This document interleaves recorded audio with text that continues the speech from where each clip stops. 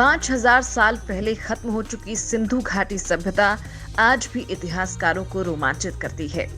देश की प्राचीन सभ्यताओं में से एक सिंधु घाटी सभ्यता को लेकर कई चौंकाने वाले खुलासे सामने आए हैं। अब बनारस हिंदू यूनिवर्सिटी और इंग्लैंड की यूनिवर्सिटी ऑफ कैम्ब्रिज के एक संयुक्त रिसर्च में ये खुलासा हुआ है कि सिंधु घाटी सभ्यता के लोग शाकाहारी थे। इस रिसर्च ने कुछ दिन पहले ही आए उस दावे को बहुत हद तक खारिज कर दिया है, जिसमें कहा गया था कि सिंधु घाटी सभ्यता के लोग मांस के तगड़े शौकीन थे और वो लोग गाय का मांस खाया करते थे। अब इस ताजा रिसर्च में सभ्यता के खात्मे से जुड़े रहस्यों से भी पर्दा उठ गया है। रिसर्च में सामने आया है कि आर्यों के हमले से नहीं बल्कि मॉनसून की कमी के कारण भारत की इस प्राचीन सभ्यता का पतन हुआ था।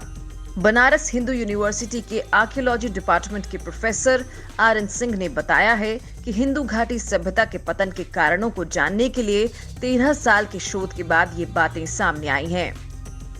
रिसर्च के मुताबिक सिंधु घाटी सभ्यता में लोग शाकाहारी थे।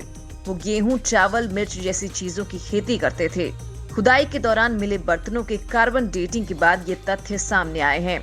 प्रोफेसर RN सिंह के मुताबिक कुछ दावों में कहा गया कि सिंधु घाटी सभ्यता में लोग मांसाहारी थे, लेकिन वो गलत हैं। इस सभ्यता के कुछ फीसदी लोग ही मांसाहारी थे। वहां खुदाई के दौरान मिले मिट्टी के बर्तनों की कार्बन डेटिंग में कम ही सैंपल में मांस पकाने के सबूत मिले हैं। प्रोफेसर RM सिंह ने बताया कि सिंधु घाटी सभ्यता का पतन आर्यों के हमले से नहीं बल्कि 200 सालों तक मॉनसून की कमी के कारण हुआ है। 1900 ईसा पूर्व से 1700 ईसा पूर्व तक मॉनसून की बेहद कमी रही, जिसके कारण इस संस्कृति का पतन हो गया।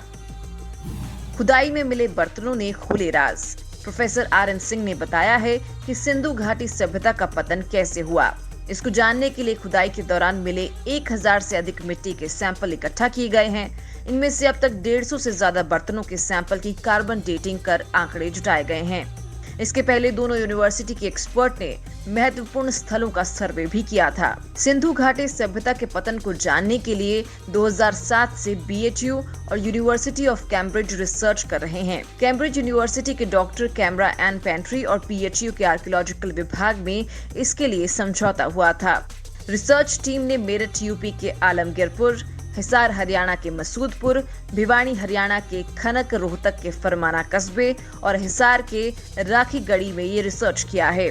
इस मामले में कुछ दिन पहले सामने आई एक स्टडी में कहा गया था कि यहाँ बर्तनों में मवेशियों की हड्डियां भी मिली हैं, जिनसे अनुमान लगाया गया कि सांस्कृतिक रूप से सभ्यता के लोग बीफ बड़े चाव से खाते थे।